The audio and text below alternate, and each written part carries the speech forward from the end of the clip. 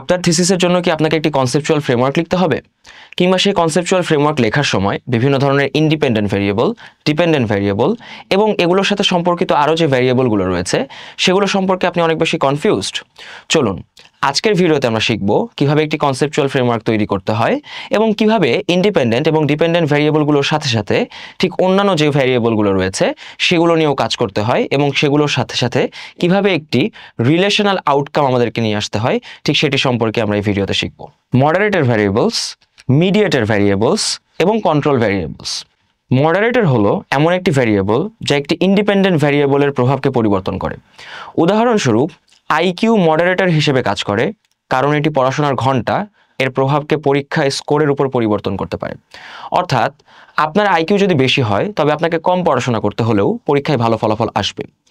অন্যদিকে mediator variable হলো এমন একটি ভ্যারিয়েবল যা ইন্ডিপেন্ডেন্ট এবং ডিপেন্ডেন্ট ভ্যারিয়েবলের মধ্যে সম্পর্ক স্থাপন করে এবং ব্যাখ্যা করতে সাহায্য করে যে ঠিক কীভাবে বা কেন ইন্ডিপেন্ডেন্ট ভ্যারিয়েবল একটি ডিপেন্ডেন্ট ভ্যারিয়েবলকে প্রভাবিত করে।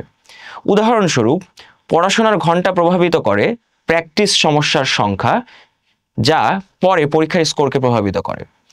স্টুডেন্ট বেশি পড়াশোনা করে সে বেশি প্র্যাকটিস সমস্যাও সমাধান করতে পারবে, এটি স্বাভাবিক, এবং তার পরীক্ষার স্কোরও উচ্চ হবে।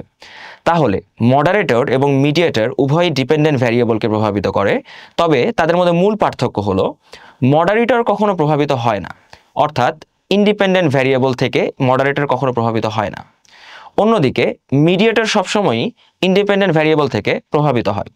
উদাহরণস্বরূপ আইকিউ একটি মডারেটর কিন্তু মিডিয়েটর নয়, কারণ আইকিউ পরীক্ষার স্কোরকে প্রভাবিত করতে পারে, তবে পড়াশোনার ঘন্টা কখনোই আইকিউতে প্রভাব ফেলতে পারে না। আপনি যতই পড়াশোনা করুন আপনার আইকিউ কখনোই বাড়বে না। এছাড়া আরেকটি যে ভ্যারিয়েবল ছিল সেটি হচ্ছে কন্ট্রোল ভ্যারিয়েবল। কন্ট্রোল ভ্যারিয়েবল হলো এমন একটি ভ্যারিয়েবল যা স্থির রাখা হয় যাতে এটি গবেষণার ফলাফলে প্রভাব ফেলতে না পারে। যেসব ভ্যারিয়েবল আপনার গবেষণার প্রশ্নের সাথে সম্পর্কিত নয়, আপনি তাদের প্রভাব অধ্যয়ন করতে চান না, আপনি শুধু নিশ্চিত করতে চান যে তারা যেন আপনার ফলাফলে কোনো ধরনের বিঘ্নতা সৃষ্টি না করতে পারে। উদাহরণস্বরূপ যদি একজন স্টুডেন্ট অসুস্থ থাকে তবে তার পরীক্ষার স্কোর কম আসবে, এটিই স্বাভাবিক। তাই আমরা স্বাস্থ্য কিংবা এই যে অসুস্থতা রয়েছে এটিকে একটি কন্ট্রোল ভ্যারিয়েবল হিসেবে রাখতে পারি।